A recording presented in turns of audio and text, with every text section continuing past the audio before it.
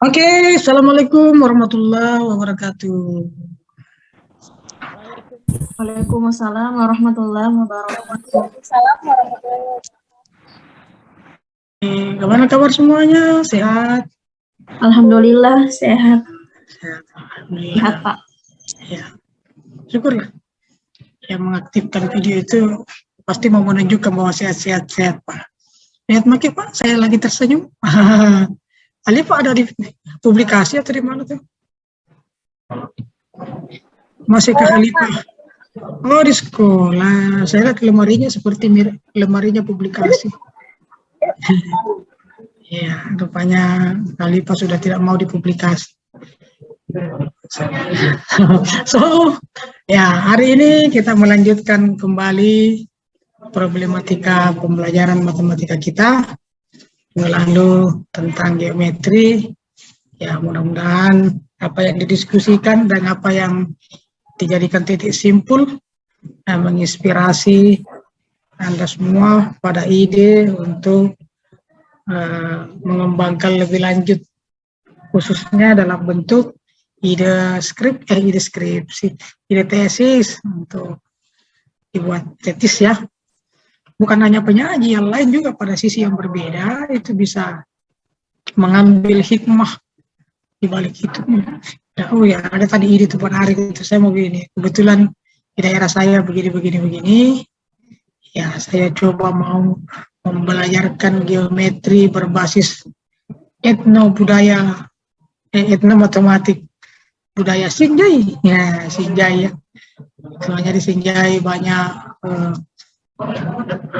artefak budaya peninggalan leluhur yang bisa dijadikan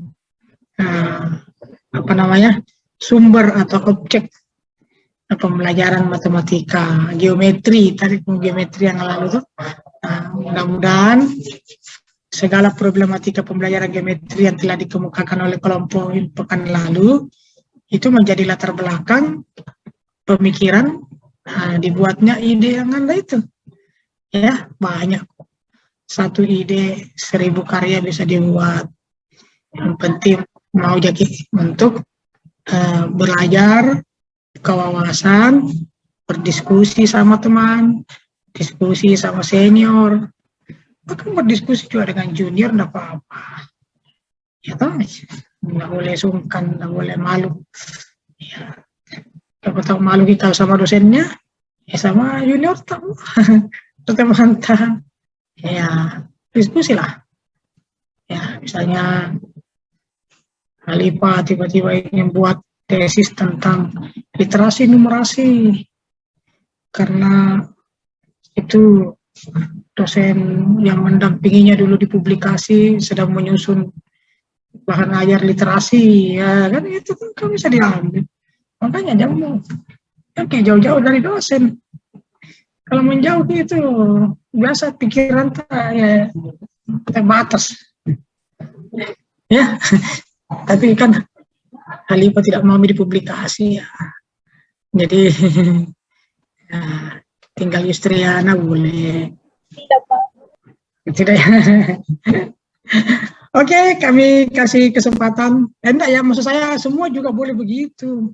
Rajin-rajin kita bertanya sama dosen. Kalau mau kita bingung tuh ya masih bingung. Tapi kalau sudah ada pilihan, ya jangan coba cari-cari yang lain. Nanti sama bingung gitu. Teguh pendirian, istiqomah dalam pilihan. Bercabang itu maknanya kalimatku nah. Ya. Oke, kami persilahkan kepada kelompok yang sudah siap untuk di pekan ini. Kelompoknya siapa? Yusriana. Iya, siap. Kami persilakan siapa yang memoderatori, yang menyajikan, diatur masing-masing. Dipersilakan. Ketua kelasnya belum hadir. Hadir Pak. Oh ada nih. Ya Pak. Aduh Pak, terjawab aku dan jadi tidak mungkin untuk kasih lihat video. Oh begitu. Pasal tuyuk. Iya Pak, dalam perjalanan ini Pak jadi. Oh ya perjalanan. Hati-hati di jalan, jangan lagi kencang, Siapa? jangan licin. Oke, silakan. Urgensi, pembelajaran lintas kurikulum. Berat ini ya.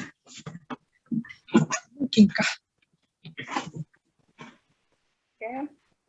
Bismillahirrahmanirrahim. Assalamualaikum warahmatullahi wabarakatuh. Terima kasih atas kesempatan yang telah diberikan.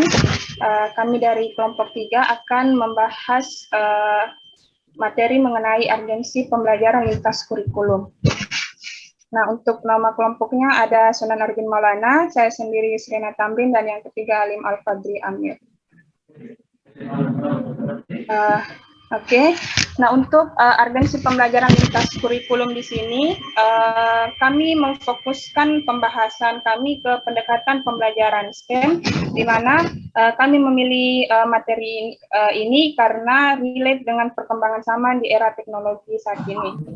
Oke, untuk pokok pembahasannya, yang pertama ada pengertian STEM, yang kedua karakteristik pembelajaran, yang ketiga tahapan STEM, yang keempat manfaat STEM, yang kelima ada implementasi, yang keenam saran dan perencanaan. Sebelum masuk ke pengertian STEM, saya ingin menjelaskan sedikit dulu tentang apa itu lintas kurikulum. Nah, di lintas kurikulum ini adalah sebuah terobosan baru di mana setiap pembelajaran yang dapat dihubungkan dengan pembelajaran lainnya dapat bekerja sama. Di mana dalam menghadapi era globalisasi, penguasaan ilmu pengetahuan dan teknologi menjadi suatu keharusan. Hal tersebut menuntut berbagai pihak untuk dapat mengembangkan kemampuan yang berhubungan dengan pengembangan kemampuan di bidang teknologi. Nah, dalam bidang pendidikan, salah satu terobosan pendidikan di Indonesia yang bisa kita dalam mengembangkan manusia yang menciptakan ekonomi berbasis sains dan teknologi, salah satunya adalah STEM, di mana STEM sendiri merupakan terobosan dari pengembangan STEM. Kementerian Pendidikan, Sains, dan Teknologi menambahkan aspek art atau seni ke STEM dan menjadikannya Science, Technology, Engineering, Art, and Mathematics. Nah, di mana seni di sini bisa berupa seni rupa atau seni komunikasi, seni pertunjukan, seni gaya hidup atau seni karakter, budaya, perilaku, sikap, dan lain-lain. Nah, kemudian adapun pengintegrasian seni di sini dalam STEM itu diharapkan mampu membuat pembelajaran lebih bermakna karena siswa akan terlibat langsung dalam mewujudkan kompetensi pembelajaran yang harus dicapainya secara nyata dalam bentuk karya. Kemudian adapun karakteristik STEM yang pertama mengenalkan konsep pendekatan saintifik, di mana pendekatan saintifik di sini berisi tentang mengamati, menanya, mengumpulkan informasi, mengasosiasi, dan mengkomunikasikan. Kemudian yang kedua, mengenalkan pembelajaran dengan adanya aspek sains, teknologi, engineering, art, dan mathematics. Yang ketiga, melibatkan lingkungan alam sebagai media utama. Dan yang keempat, kegiatan dikolaborasikan dengan kurikulum serta tema-tema yang sudah diidentifikasi oleh lembaga.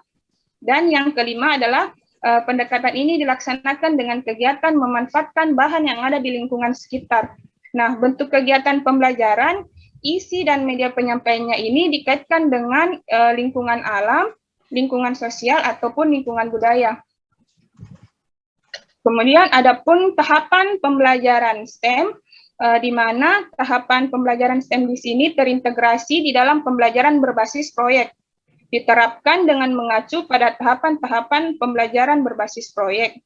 Adapun 6 tahapannya, yang pertama memulai dengan pertanyaan esensial, di mana pertanyaan esensial ini digunakan untuk memberikan gambaran tentang pengetahuan awal yang dimiliki oleh siswa. Kemudian pertanyaan esensial ini juga bisa digunakan sebagai bahan eksplorasi guru tentang pemahaman konsep yang akan ditanamkan dengan cara melakukan tanya jawab di depan kelas.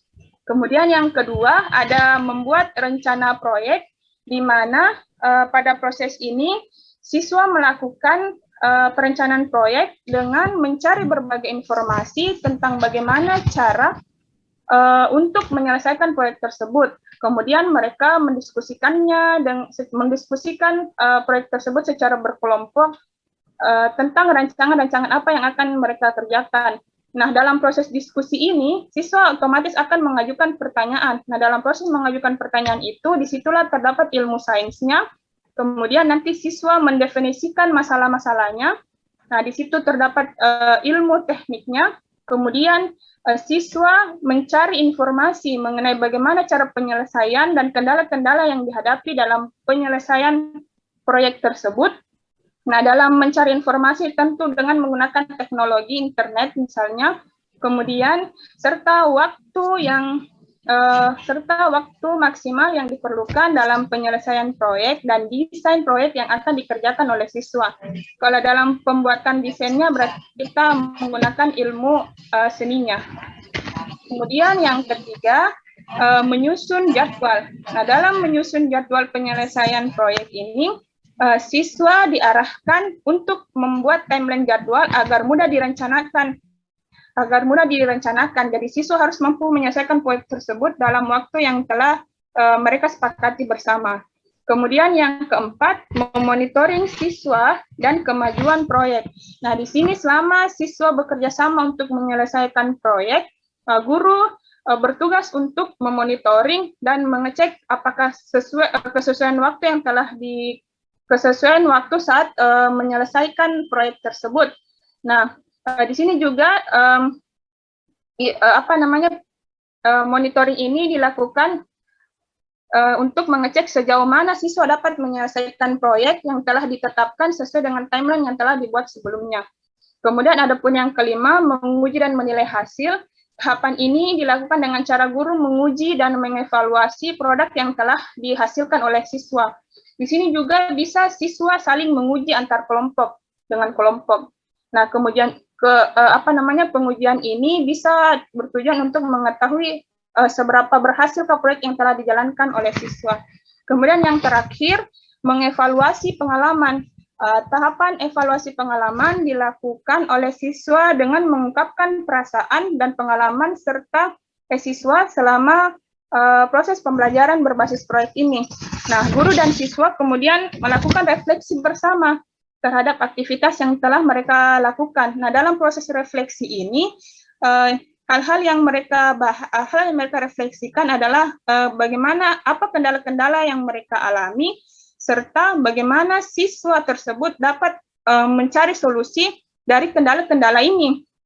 Nah, dalam proses membangun penjelasan itu, maka disitulah terdapat ilmu sainsnya, kemudian dalam merencanakan solusinya itu, di situ terdapat ilmu tekniknya. Nah, selain itu juga bisa guru menanyakan keluh kesahnya maupun suka duka saat proses penyelesaian proyek tersebut. Oke, untuk materi selanjutnya akan dijelaskan oleh Saudara Arjun. Ya, terima kasih atas kesempatan yang diberikan. Tentu dalam memilih pembelajaran STEM ini, kelompok kami telah memperhatikan manfaat pembelajaran STEM sebelumnya. Yang pertama adalah mengajarkan anak untuk berpikir kritis. Tentu dalam pembelajaran berbagai disiplin ini seperti sains, teknologi, engineering, seni, dan matematika, dengan metode ini peserta didik diasah untuk berpikir kritis. Memastikan proses belajar adalah sesuatu yang menyenangkan dan relevan dengan kehidupan sehari-hari. Yang kedua, membantu menghilangkan penghambat ide-ide. Di sini, dalam model pembelajaran STEM, ada seni. Seni di sini bukan pembelajaran seni pada umumnya, yaitu bisa jadi seni dalam mempresentasikan sesuatu, seni memberikan warna pada grafik dalam software. Di sini akan memudahkan peserta didik menghilangkan atau membebaskan peserta didik berkreasi. Yang ketiga yaitu fokus terhadap fokus proses yang membantu untuk mengarah pada inovasi. Dengan pembelajaran STEM, peserta didik akan lebih mudah menyelesaikan masalah dalam kehidupan, mulai dari permasalahan akademik hingga dunia nyata, sesuai dengan perkembangan zaman. Manfaat model pembelajaran STEAM di sini diketahui untuk menjawab tantangan zaman yang sangat cepat, karena apabila pembelajaran diimplementasikan, peserta didik ke depannya akan mudah untuk beradaptasi dengan zaman, karena dengan dasar sains dan matematika saja, peserta didik tidak bisa mengajar ilmu atau keterampilan yang nantinya ingin mereka capai atau inginkan. Mengajarkan kekuatan observasi dari lingkungan sekitar. Komponen sains yang ada pada metode STEAM membuat peserta didik terbiasa berpikir empiris. Berpikir empiris artinya berdasarkan kenyataan dan didapat dari kebiasaan melakukan observasi terhadap lingkungan di sekitarnya. Mengakui dan menghormati keterampilan, serta membangun kemampuan kognitif siswa melalui pembelajaran yang bermakna. Tentu dengan pembelajaran STEAM juga mampu membangun kemampuan kognitif siswa melalui pembelajaran yang bermakna, memunculkan kreativitas siswa melalui pembelajaran yang terpadu akan memunculkan soft skill siswa seperti kerjasama dan kolaborasi dalam kelompok kerja yang dalam hasil akhir dalam bentuk proyek nantinya. Lanjut.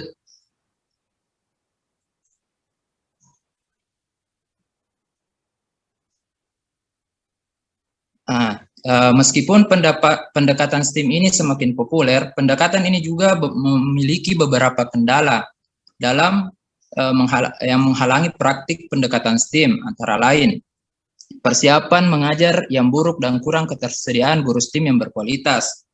Karena di sini pembelajaran STEAM ini masih terbilang baru, jadi masih kurang guru yang memahami tentang pembelajaran STEAM dan diperlukannya persiapan karena ada kolaborasi antar guru-guru, misalnya saling membantu untuk membuat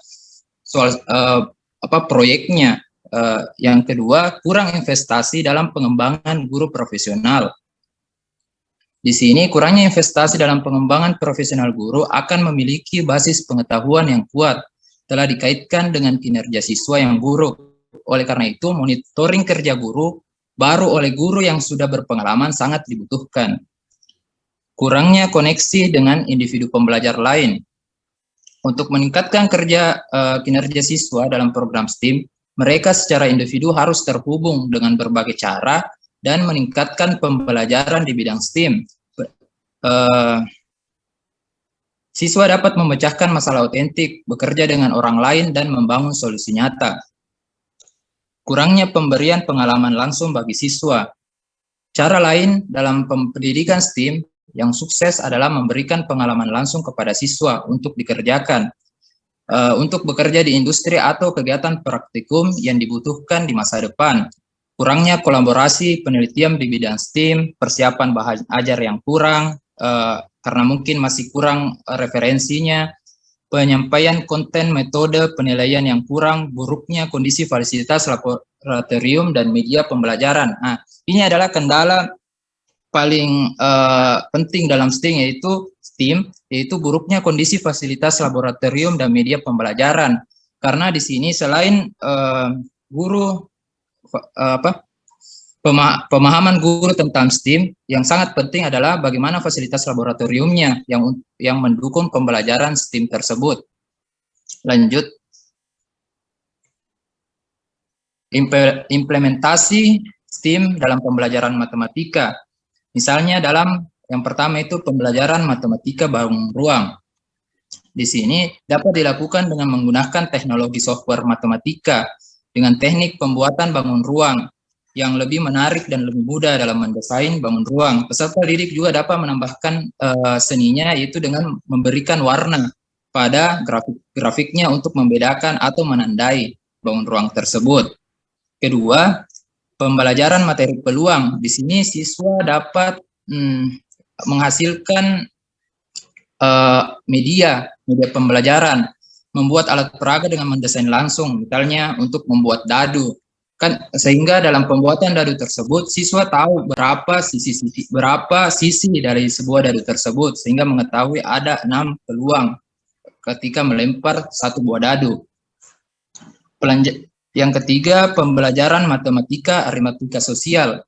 dapat dilakukan dengan membuat produk olahan dari berbagai macam makanan, misalnya buah-buahan atau sayuran.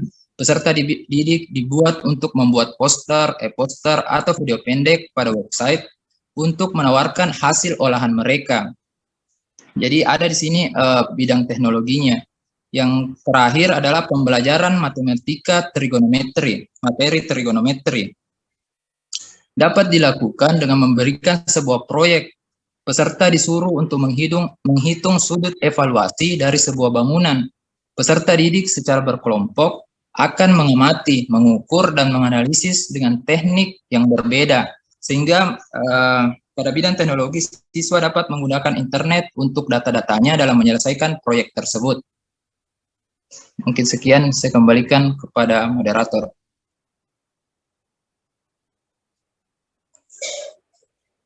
Oke, untuk pemateri selanjutnya, saya persilahkan kepada Saudara Ali. Oke. Nah, sebelum guru melakukan pembelajaran STEM, baiknya terlebih dahulu guru membuat sebuah perencanaan pembelajaran STEM. Menurut Hinan 2019 mengemukakan beberapa saran yang dapat dilakukan dalam perencanaan pembelajaran STEM ini. Yang pertama yaitu, maka pertama yang bisa dilakukan adalah tentukan anggaran. Artinya di sini kita merencanakan anggaran. Karena sekalipun kita tidak mengeluarkan anggaran khusus, namun hal ini perlu dipikirkan agar peluang untuk biaya tambahan tidak dapat terjadi. Kenapa? Karena ketika itu terjadi, itu dapat membebani kepada siswa maupun juga guru.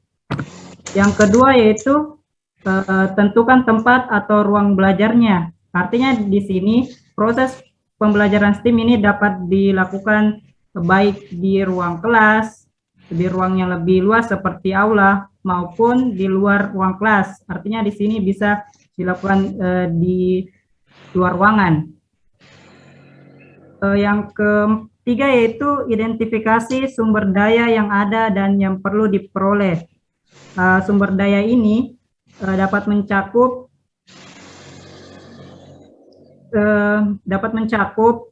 yaitu ketersediaan kelas, teknologi, furniture, program, dan bahkan daftar organisasi masyarakat yang dapat guru libatkan dalam pembelajaran STEM ini. Selanjutnya, mungkin guru juga dapat meminta bantuan atau meminta keterlibatan kepada para rekan-rekan guru, sehingga proses pembelajaran menggunakan STEM ini dapat dilakukan secara maksimal. Yang terakhir yaitu pengembangan kurikulum. Artinya di sini proses perencanaan untuk pengintegrasian STEM ke dalam kurikulum merupakan hal yang sangat penting. Kenapa? Oleh sebab itu, mulailah dengan standar yang diinginkan oleh sekolah. Nah, penentuan kegiatan seperti program tahunan dan semester perlu dilakukan secara cermat, termasuk jadwal penggunaan ruangan yang akan digunakan pada kegiatan STEM. Nah, satu hal lagi yang tidak kalah pentingnya yaitu dalam perencanaan penilaian pembelajaran STEM ini. Kenapa? Jangan sampai penilaian kegiatan STEM ini hanya didasarkan pada tes tulis semata. Namun penting bagi guru dalam membuat rubrik penilaian yang dapat digunakan untuk melacak pengembangan pengetahuan siswa. Oke.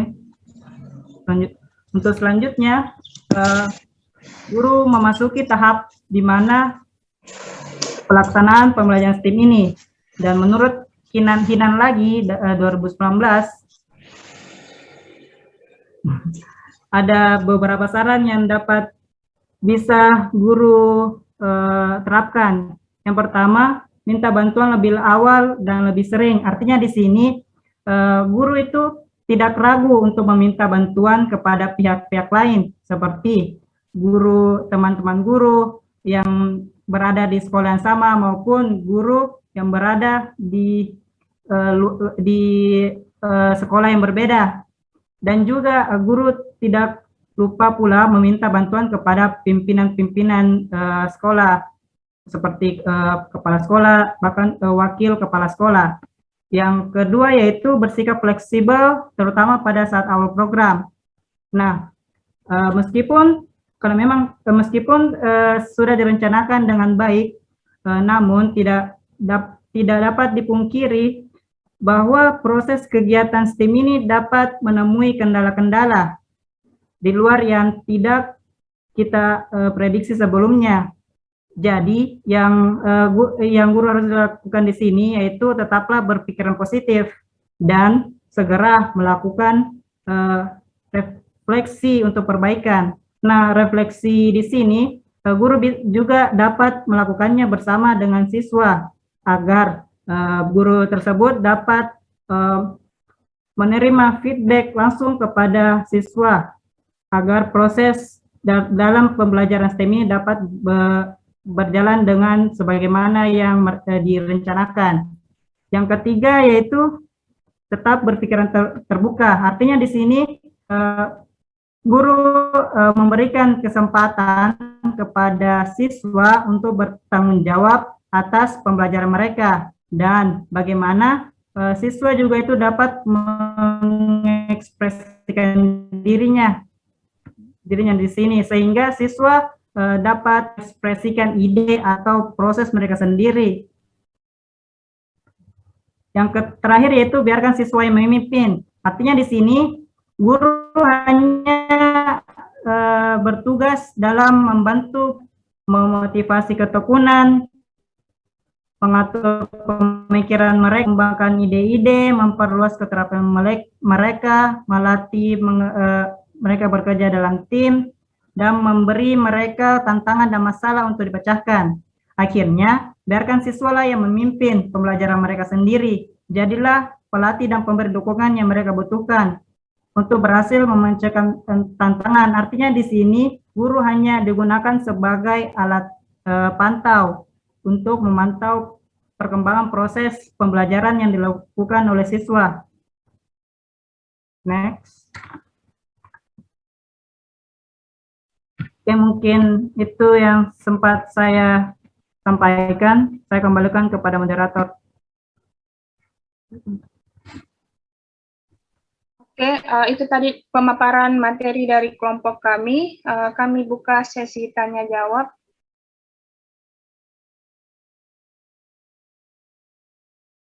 Oke, kepada saudara Nur Hakimah dipersilahkan.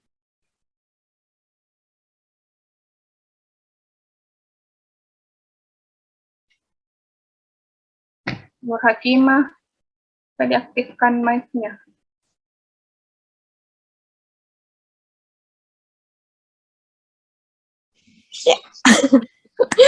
sorry.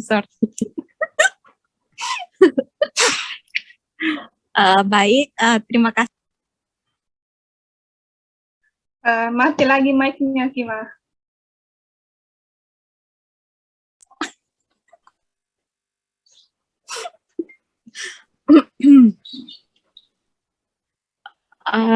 Baik.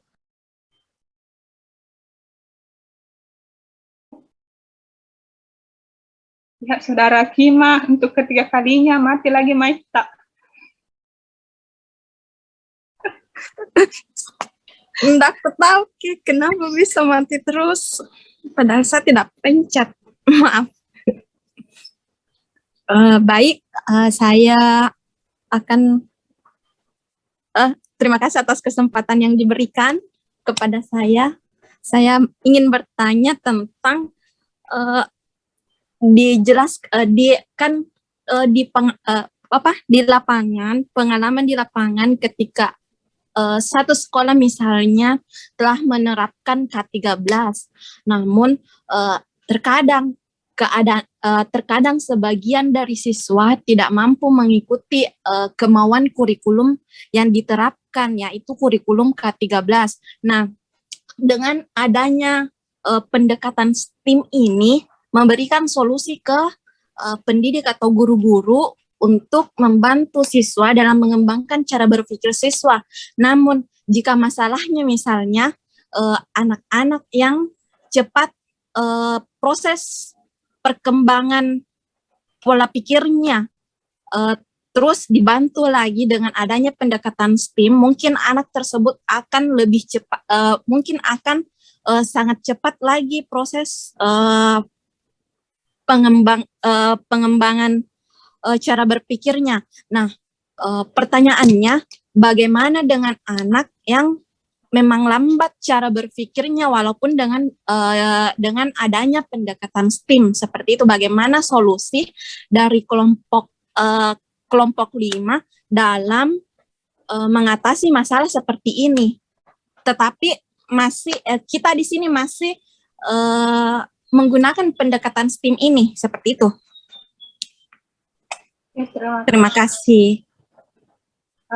Kemudian kepada Saudara Vivi dipersilahkan. Terima kasih atas kesempatannya. Begini, mengapa dalam urgensi pembelajaran lintas kurikulum yang digunakan itu pembelajaran STEAM, dan apakah pembelajaran STEAM bisa digunakan atau diterapkan untuk sekolah yang ada di pedesaan atau yang ada di pedalaman? Terima kasih. Terima kasih.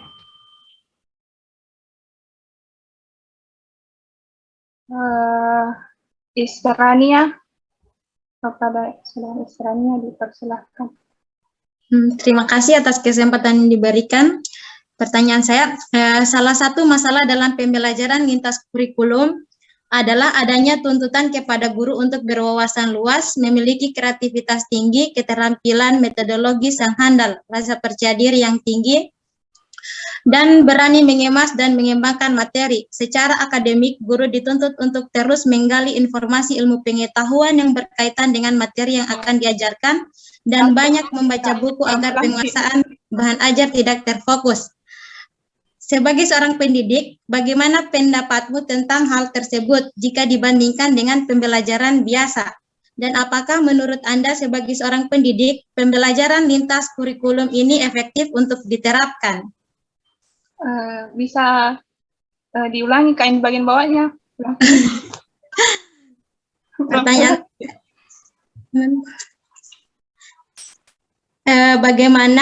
bagaimana pendapatmu tentang pembelajaran lintas kurikulum yang mengharuskan guru untuk berwawasan luas, kemudian harus memiliki kreativitas yang tinggi, kemudian keterampilan metodologis yang handal dibandingkan dengan pembelajaran biasa. Kemudian yang kedua tadi, apakah pembelajaran lintas kurikulum ini efektif untuk diterapkan?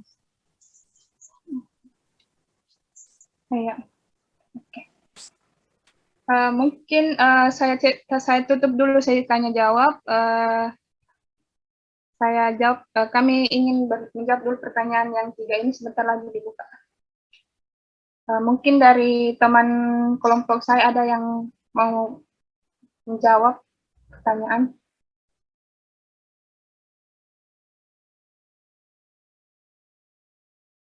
Arjun.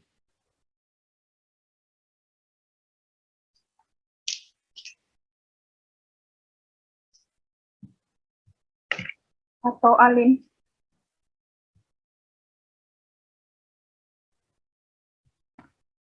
Mungkin saya bisa mencoba menjawab pertanyaan dari Saudari Nur Hakim Mujahid. Tadi pertanyaannya yang saya tangkap yaitu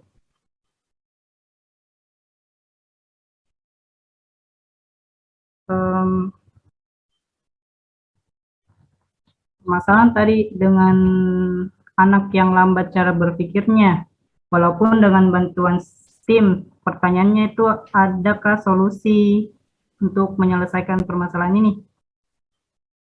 Oke, seperti yang kelompok kami bahas tadi, pembelajaran STEAM ini merupakan pembelajaran yang berbasis proyek, artinya siswa ini dibagi ke dalam beberapa kelompok. Nah, mungkin solusi yang bisa ditawarkan di sini adalah penerapan tutor sebaya. Artinya, siswa yang memiliki cara berpikir yang relatif tinggi dapat membantu untuk mengajarkan kepada siswa yang memiliki cara berpikir yang relatif lambat. Nah, ini juga penerapan tutor sebaya ini juga dapat berguna juga bagi kepada siswa yang memiliki kemampuan berpikir yang relatif tinggi ini juga, karena artinya bahwa siswa tersebut dapat memahami dengan baik ketika mengajarkan kepada siswa kepada temannya, seperti itu. Mungkin saya kembalikan dulu kepada moderator. Oke, untuk Saudari Cima, bagaimana? Nur Hakimah Mujahid.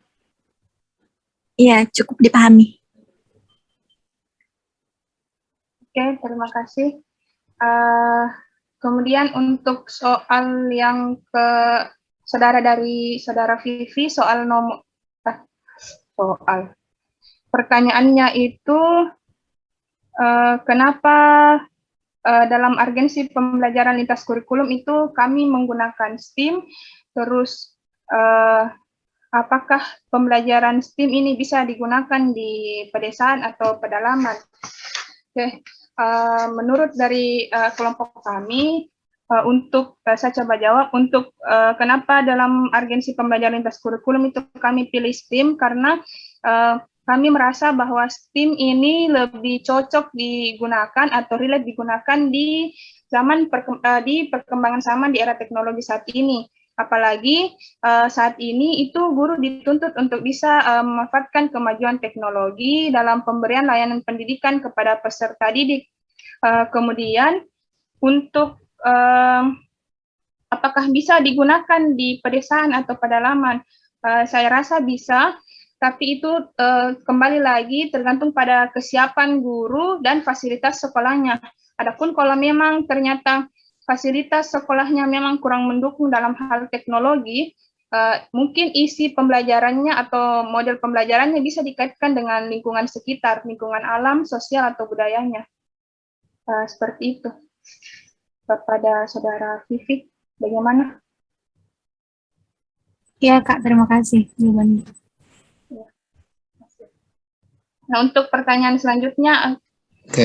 Oke, saya akan mencoba menjawab pertanyaan dari Isrania tentang pendapat kelompok kami tentang pembelajaran lintas kurikulum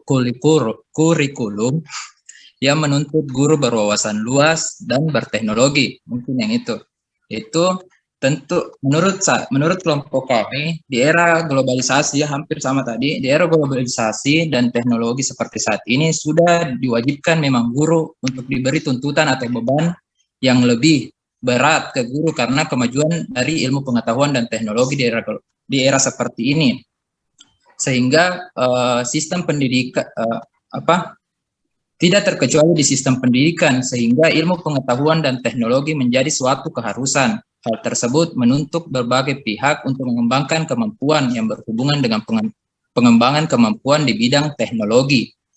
Inilah mungkin salah satu solusi yang kelompok kami berikan, yaitu dengan pembelajaran lintas kurikulum melalui pembelajaran STEAM, karena relate dengan pembelajaran di era sekarang dan mungkin lebih baik daripada pembelajaran yang biasa dilakukan oleh guru. Kalau soal beban kepada guru itu sudah harus memang diterima oleh guru, bagaimana caranya berwawasan luas dan menguasai teknologi. Pertanyaan selanjutnya itu apakah efektif untuk digunakan? Menurut kelompok kami sangat efektif digunakan karena adanya keterpaduan dari berbagai paham ilmu, seperti ada sainsnya, teknologi, seni, matematikanya. Jadi ini akan saling membantu siswa tidak terfokus pada mata pelajaran itu saja, tetapi siswa akan berpikir lebih luas. Jadi mungkin dapat diselesaikan melalui pembelajaran berbasis proyek. Mungkin itu saya kembalikan kepada moderator. Ya, bagaimana dengan Saudara Isrania? Atau Ya, terima kasih atas jawabannya. Atau dari teman-teman yang lain mungkin ada yang mau menambahkan atau memberi tanggapan juga. Oke, saya rasa tidak ada. Jadi saya buka lagi sesi tanya jawab. Siapa tahu masih ada yang mau bertanya, bisa raise hand.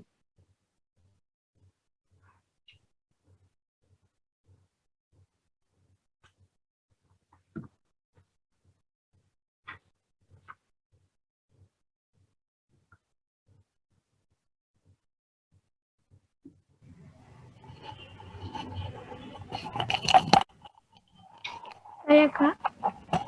Oke, kepada Saudara Adinda, bisa bertanya, dipersilahkan. Ya, terima kasih atas kesempatannya. Nah, tadi dikatakan oleh salah satu pemateri bahwa salah satu kendala dari pembelajaran STEAM ini yakni persiapan mengajar yang buruk dan kurangnya ketersediaan guru STEAM.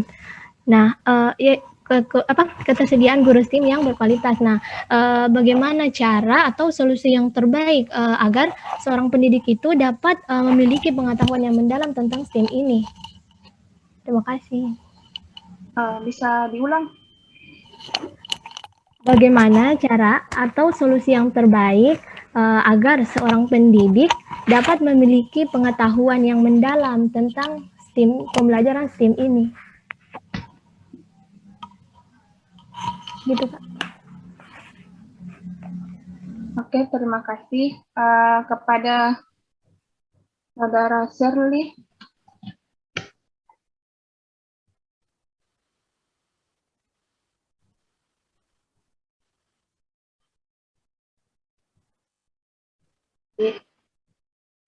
Ya.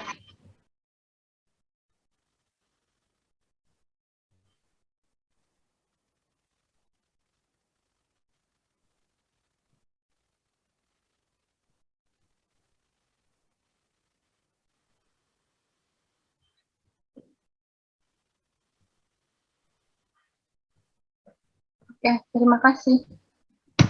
Masih ada pertanyaan?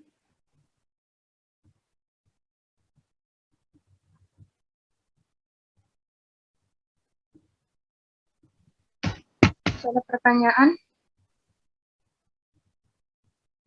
Oke, saya rasa sadar atau tidak? Sudah tidak ada ya. Oke, saya tutup sesi tanya jawab kali ini.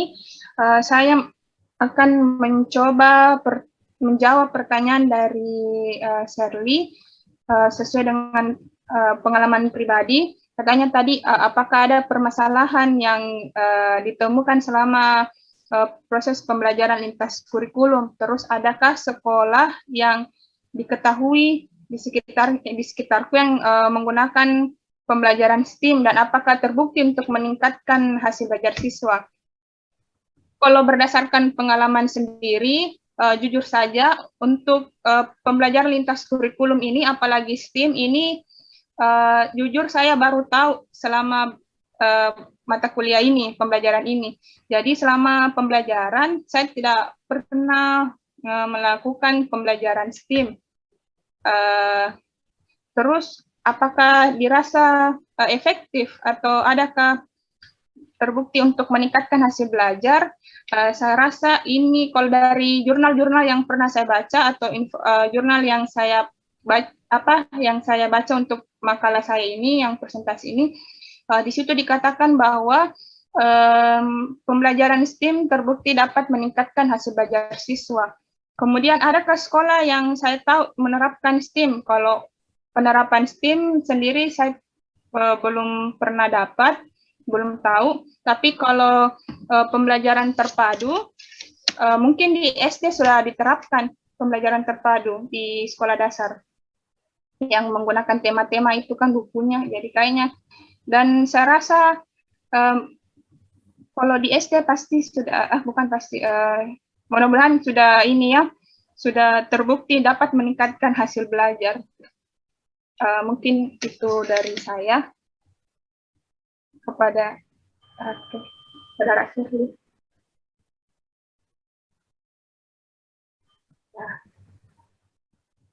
Untuk pertanyaan Adinda, kendalanya bagaimana cara atau solusi terbaik? Mungkin Alim mau menjawab atau Arjun? Oke, saya akan mencoba menjawab pertanyaan dari Saudara Dinda, yaitu mengenai cara atau solusi terbaik agar seorang pendidik dapat memiliki pengetahuan STEAM. Oke, menurut kelompok kami, tidak ada mungkin solusi yang terbaik yang bisa diberikan, kecuali itu kembali lagi kepada inisiatif guru itu sendiri, agar mereka dapat agar mereka dapat mempelajari lebih dalam mengenai pembelajaran STEAM ini, seperti mereka mengikuti pembelajaran online, menemukannya di YouTube dan mempelajarinya, atau meminta bantuan kepada guru-guru lain yang saat ini menerapkan pembelajaran STEAM itu sendiri. Dan mungkin juga solusi yang lain adalah berupa mengenai mungkin inisiatif kepala sekolah itu sendiri untuk memberikan pelatihan kepada guru-guru di sekolahnya agar mereka dapat memiliki pengetahuan STEAM lebih mendalam. Bagaimana? Saya kembali kepada moderator. Atau ada tambahan dari teman kelompok saya yang lain?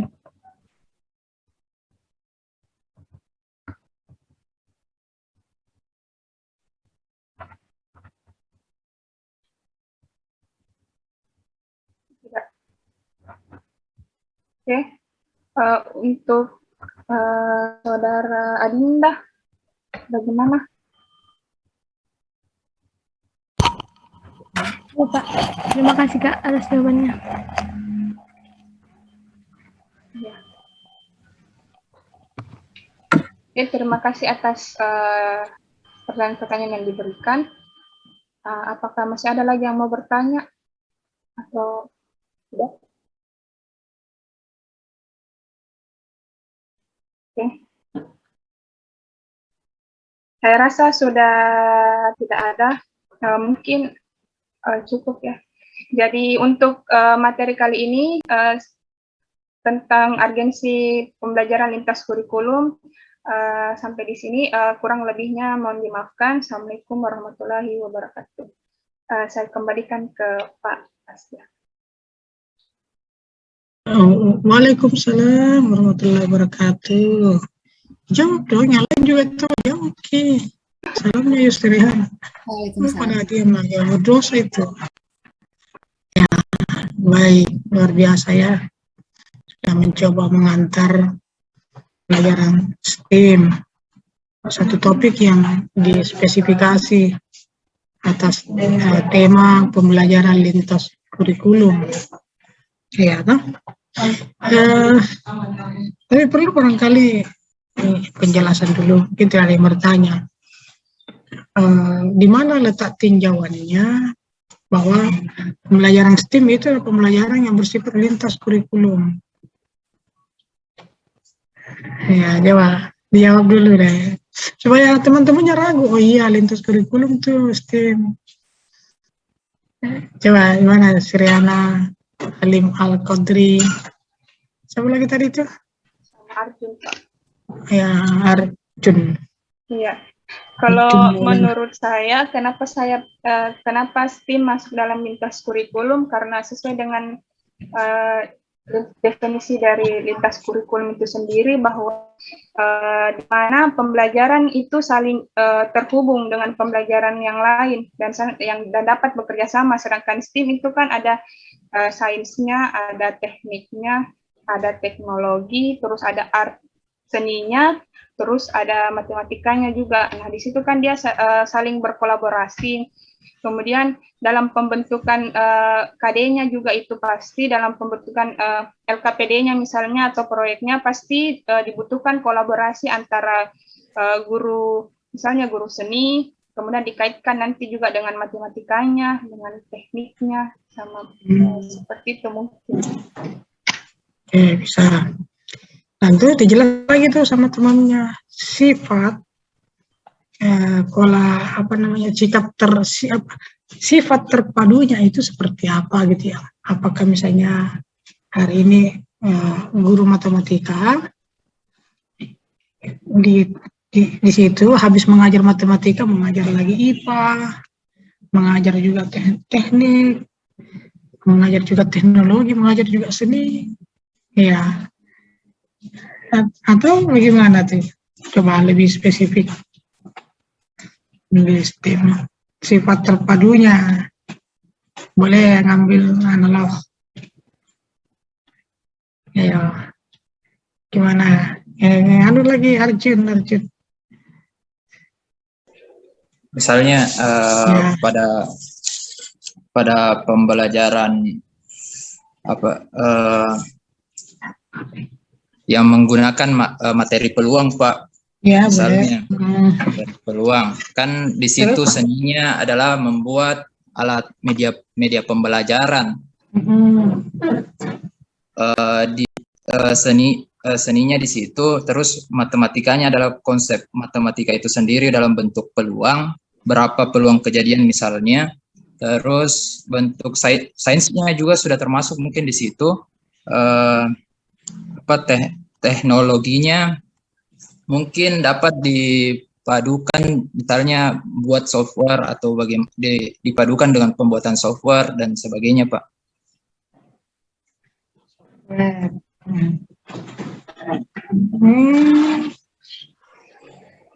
Apa itu lebih bersifat ke media ya? Buat produk media. Ya, nanti jadikan supaya kita tidak kacau dengan STEAM dengan media. Nah, itu perlu batasan. Atau dulu Alim Al-Qadri ada pemahaman? Kalau menurut saya mengenai pembelajaran STEAM ini, kan tadi dijelaskan mengenai kalau pembelajaran STEAM ini berbasis proyek. Proyek di sini bukan dimasukkan hanya pada media pembelajaran atau bagaimana, tetapi harus menurut saya mungkin ada permasalahan yang mungkin ada di sekitar kita, baru itu bisa dikaitkan ke dalam pembelajaran matematika dan dikaitkan lagi ke dalam lima materi yang tadi yang STEAM. Realnya gitu ya, yang mau Sriana mungkin sih, atau yang lain boleh. Ya, yang sudah punya pengalaman nih. Kalau menurut saya, Pak, tidak selamanya harus media pembelajaran. Bisa juga siswa diminta untuk membuat PowerPoint. Oh, sama itu media. Maksudnya dalam alat, misalnya, tidak selamanya alat peraga, tapi bisa kayak misalnya PowerPoint atau menyelesaikan masalah-masalah, diskusi-diskusi kayak itu tadi. Di masalah aritmatika sosial tadi bisa kita minta siswa untuk membuat video proses saling ini apa belanja kan, ya. Itu kan ada matematikanya. Itu dia. Ya, sebenarnya perlu dipertegas lagi. Kita memang ya sudah kita tangkap bahwa STEAM itu adalah salah satu contoh pembelajaran ya sifatnya lintas kurikulum. Ada juga pembelajaran tematik. Bedanya adalah STEAM itu dapat dikembangkan berbasis produk. produk, tidak harus produk itu produk yang berdaya guna, misalnya bikin pesawat. Tapi dari situ kita menangkap apa sebenarnya yang menjadi problema sehingga STEAM itu dihadirkan. Nah, ini tadi kan kelompok ini tidak melihat ke situ apa urgensinya kan gitu ya, langsung tiba-tiba pokoknya STEAM dia mau jelaskan. Kita tidak tahu sebenarnya ada apa dengan STEAM itu dilahirkan. Ya, yang kita bilang asal lahir saja. Enggak tuh.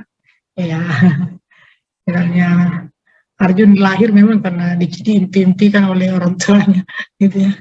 Makanya ada memang kebutuhan. Mestinya dikaji lebih jauh problematikanya. Saya kasih contoh begini ya. Ini gunting ya. Realitanya gunting hadir sebagai produk teknologi sederhana.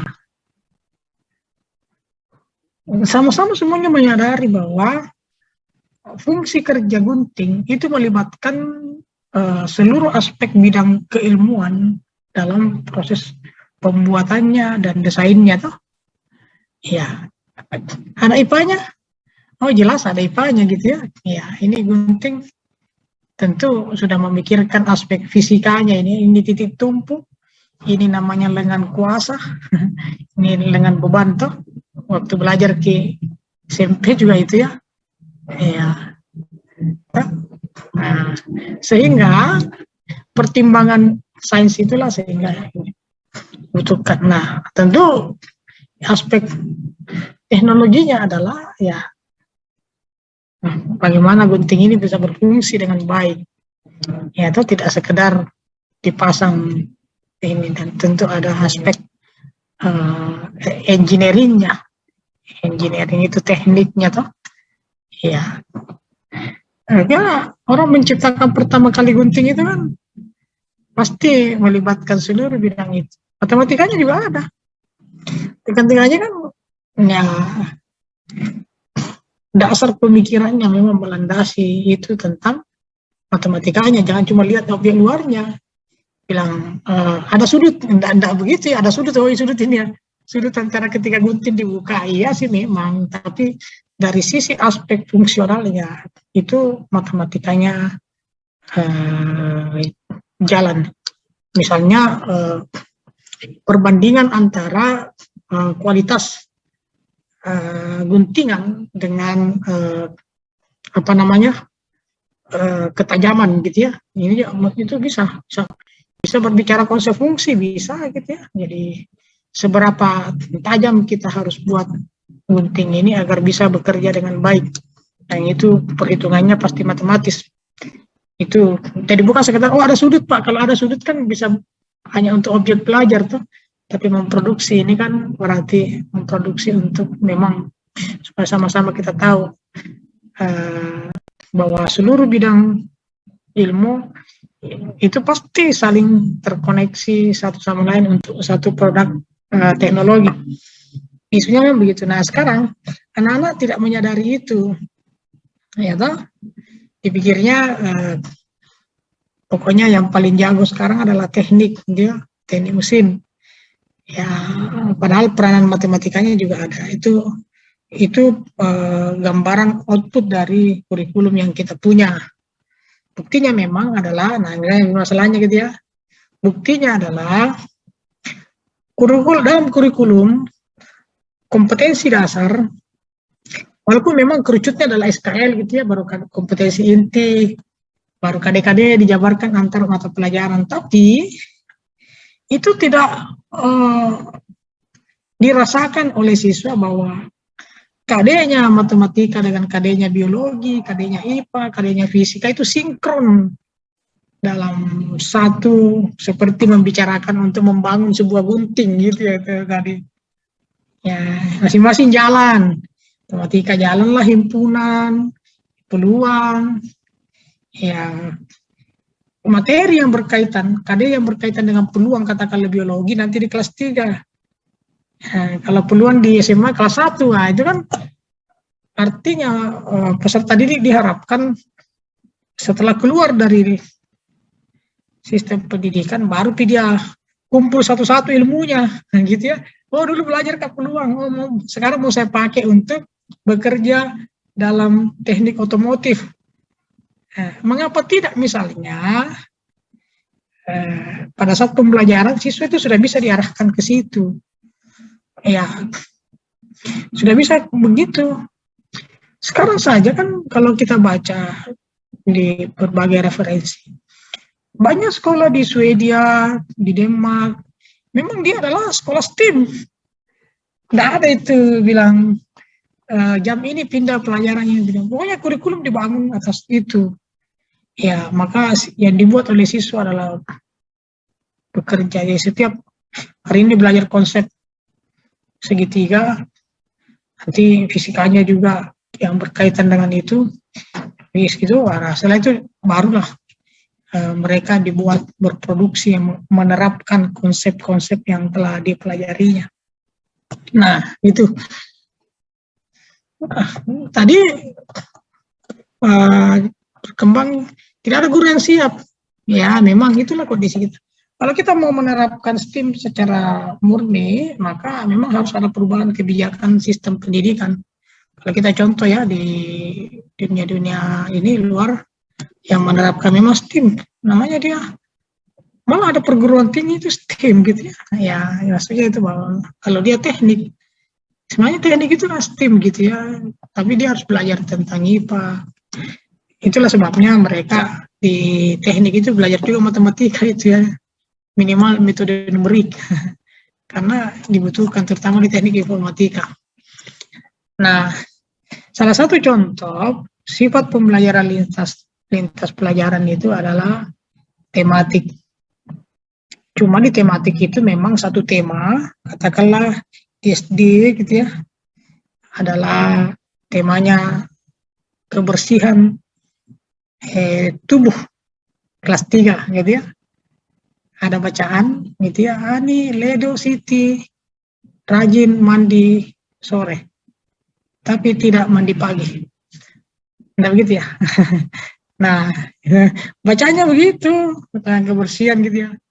Cuma pertama tema itu ada, tapi kadang-kadang tidak diikuti dengan bagaimana siswa memahami bacaan itu. Tidak ada penugasan, tidak ada pertanyaan. Tahu-tahu di bawah itu ada bagian A tentang IPA.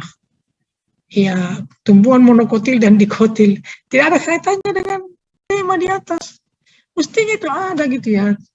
Mestinya yang dipelajari adalah IPA ya misalnya.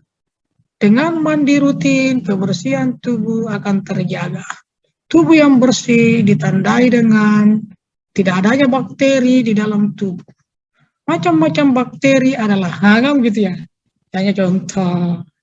Nah, itu adalah mencoba menjembatani satu tema dengan pelajaran IPA. Matematikanya. Nah, gitu ya. Ya. Setiap mandi gitu. Saya kasih contoh siapa? Pak Saiful lah nama apa ya. Pak Saiful setiap kali mandi itu menghabiskan 2 ember air, 2 ember ya. Atau setengah ember di Pak Saiful. Ya katakanlah 2 ember gitu ya. Nah, Saiful gitu ya. Ya mandi 3 kali sehari. Pagi, sore dan subuh ya. Nah, karena Pak Saiful mandi subuh. Kenapa mandi subuh ya? Tanya Pak Saiful. Nah, di situ kan anak-anak mungkin mau diajari konsep perkalian. Iya kan? 3 kali 2. Bukan 2 kali 3.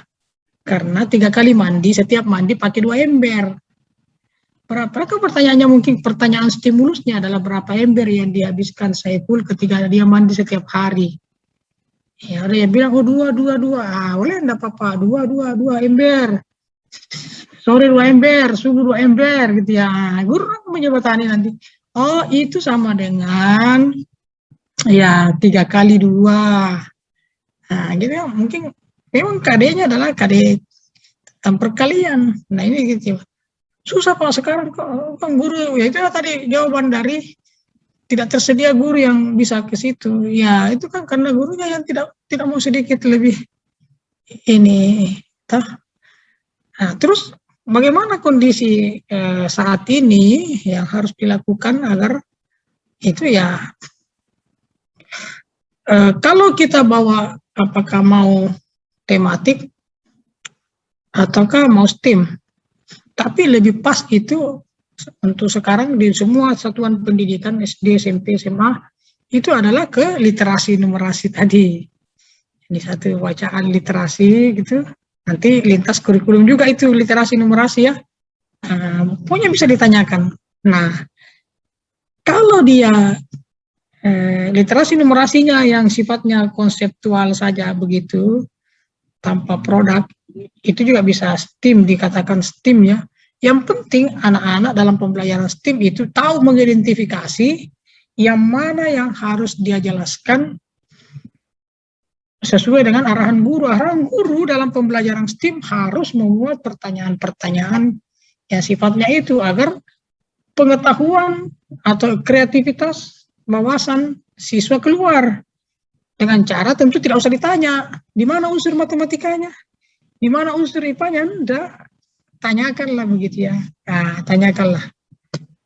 Mengapa gunting kalau dibuka di sini, terbuka lagi di sini. Nah, gitu ya. Itu kan prinsip itu titik tumpu dalam fisika. Tanya-tanya, kenapa gunting gitu?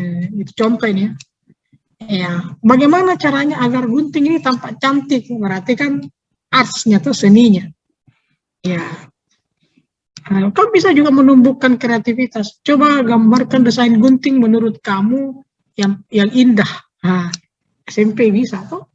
Adalah yang bikin gunting yang model ya.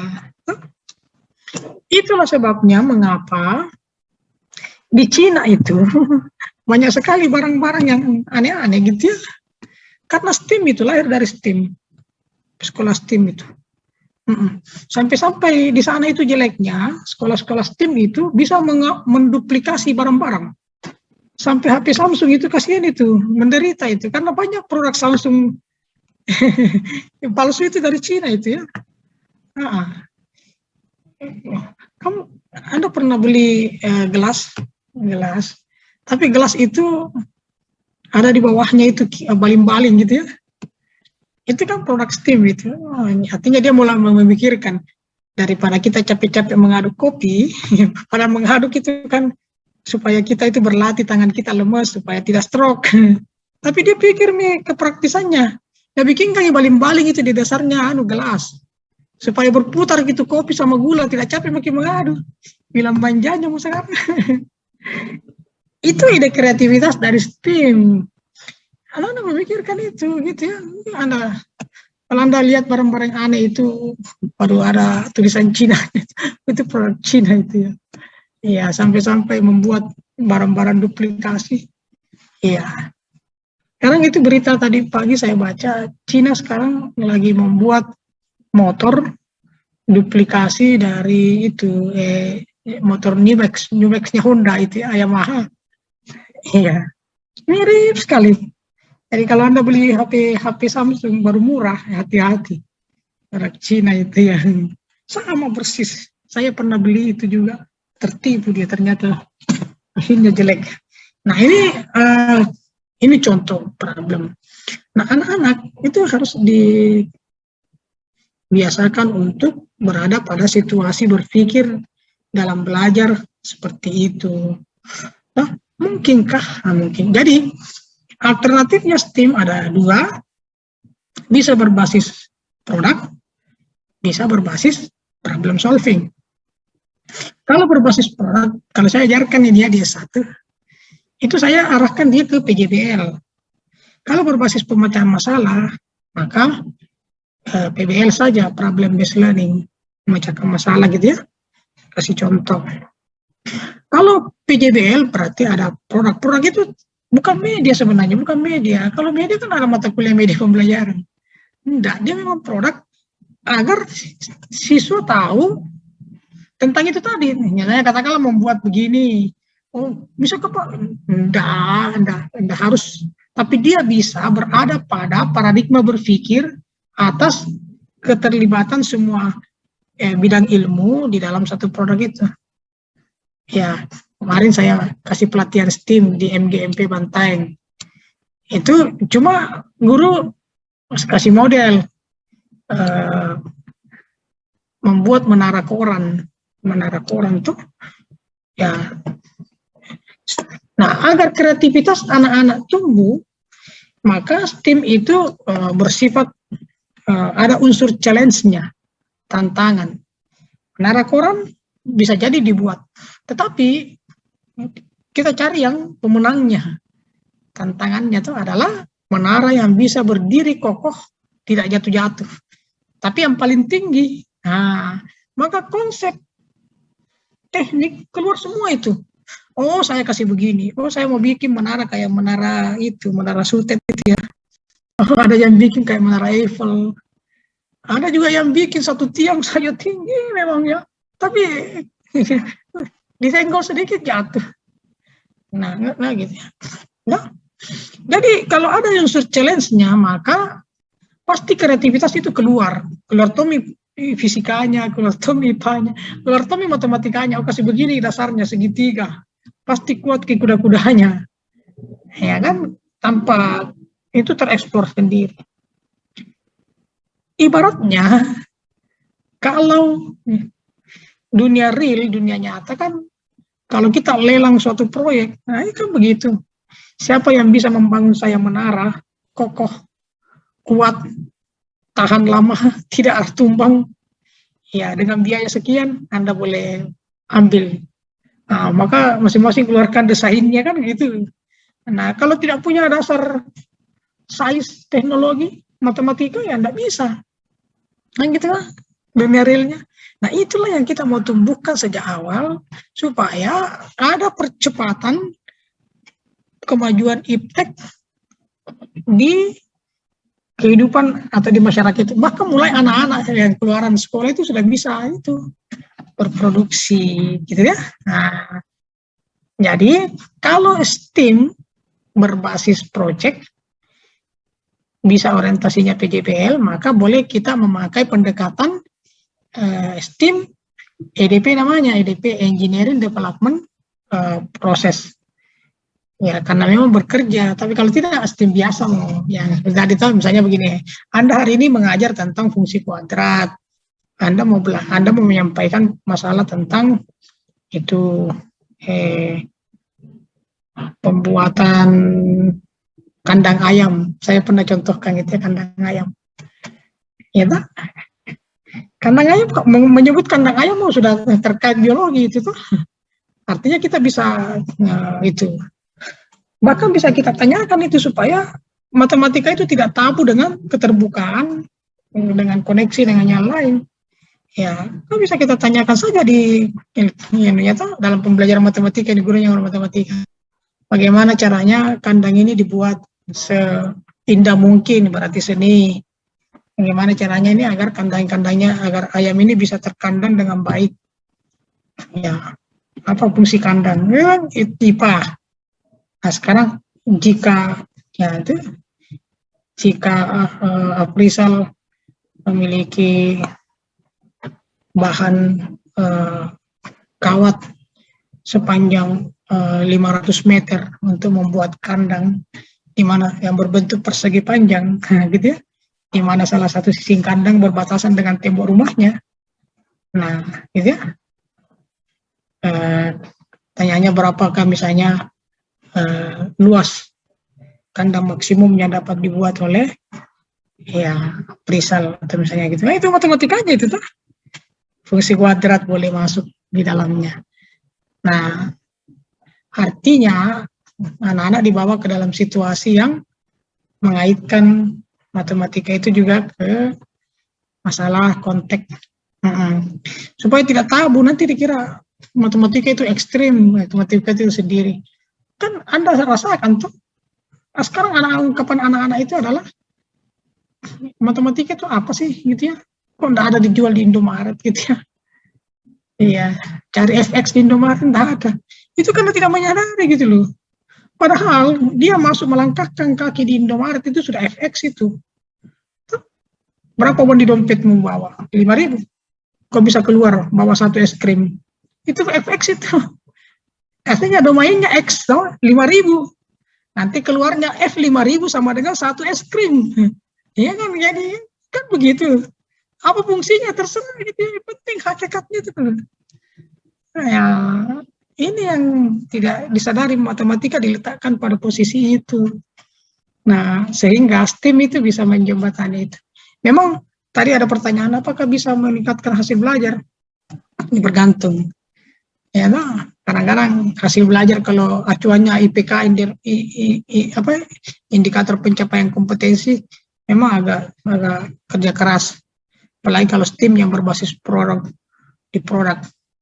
Kalau ketuntasan indikator pembelajaran mau dikejar, STEAM berbasis produk itu susah. Karena yang kita mau tekankan di sana adalah main pikirannya anak-anak itu loh, tentang itu tadi, bahwa matematika dan seluruh pengetahuan bidang ilmu itu bisa dibuat terpadu dan menghasilkan satu produk. Karena memang kehidupan sehari-hari begitu. Ada HP, masa mau bilang itu tidak ada matematikanya, tidak ada IPA-nya? Pasti ada semua itu. Ada seninya, pasti lihat bagi HP-nya IPA, pasti covernya itu cantik. Karena ada unsur seninya, dia mau kasih cantik. Mengapa sekarang layarnya itu kok agak sudut-sudutnya itu kok halus gitu ya? Itu kan aspek seni yang dimainkan. Kalau tidak ada seninya, tidak ada yang mau beli. Padahal itu sama gitu, Oppo dengan apa itu. Ya, cuma karena lebih cantik kelihatan kalau ini, maka itu juga dimainkan. Coba makin lihat, kerupuk saja yang dijual di Indomaret, kerupuk kenal adalah keripik singkong, sama tetangga warung di sebelah sama-sama keripik singkong. Karena seninya dimainkan di Indomaret pakai kemasan yang cantik. Di kerupuk sebelah, tetangga sebelah jual kantong plastik biasa aja. Nah bilang, canggih tuh. Pasti kalau beli kerupuk di kampus, kalau kemasannya dari Indomaret, pasti kita tidak malu pamer-pamer kemasannya tuh. Isinya keripik singkong. Tapi kalau keripik kita beli di warung kecil, kemasannya itu kantong plastik bening, pasti malu-malu dikasih keluar kita. Ya enggak? Nah bilang deh, keripik apa itu kemakan? Ini adalah psikologi yang dimainkan dalam aspek teknologi orang, sehingga butuh juga seni gitu ya. Padahal itu tuh lebih banyak, harganya 5.000. Kalau di warung sebelah 5.000 deh 1 liter nih. Kalau di Indomaret 3 kali suap habis nih. Inilah yang dimainkan orang. Perlu untuk itu. Ya, sekarang tidak ada keputusan yang mana yang lebih baik, mengejar ketuntasan pembelajaran atau mengejar bagaimana siswa menyadari akan pentingnya pembelajaran yang sifatnya komprehensif, terpadu satu sama lain. Ya, berbiar. Nah, itu. Jadi, sekarang kan kita lagi dikejar-kejar terus, KKM tercapai gitu ya. Ya, seberapa banyak butir-butir yang harus dikuasai oleh siswa agar KKM tercapai. Atau siswa keluar dari pembelajaran itu bisa berpikir produk, tahu menjelaskan ya di mana matematikanya, di mana IPA-nya, sehingga dia bisa kreatif untuk berkarya, bekerja dan sebagainya. Nah, saya kira itulah hakikat STEAM, pembelajaran lintas kurikulum. Oke, sampai sini ada yang mau tanyakan? Jawab tidak.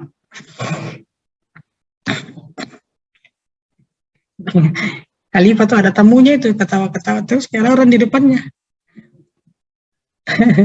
Oh, berhadapan dengan Aprisal. Aprisal di depannya, Khalifah di sini, laptopnya berhadapan. Jadi sama-sama yang saling ketawa gitu ya.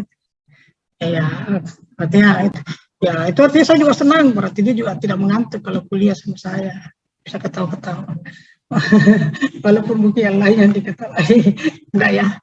Oke, sukses selalu. Ya, mudah-mudahan ada juga yang mau melahirkan pembelajaran STEAM di sini untuk tesisnya. kalau mau STEAM, belajar membuat STEAM, nanti kolaborasi sama itu ada mahasiswa S3 sangat dekat dengan saya sekarang, S3 pendidikan matematika. Ya, dia mengembangkan STEAM kearifan lokal. Siapa tahu dia mau bikin STEAM juga. Ya, STEAM digital. Yang dia bilang Yustriana tadi pakai media-media apa gitu, boleh. Nanti kolaborasi ya. Siapakah itu mahasiswa S3 itu ya nanti cari tahu lah.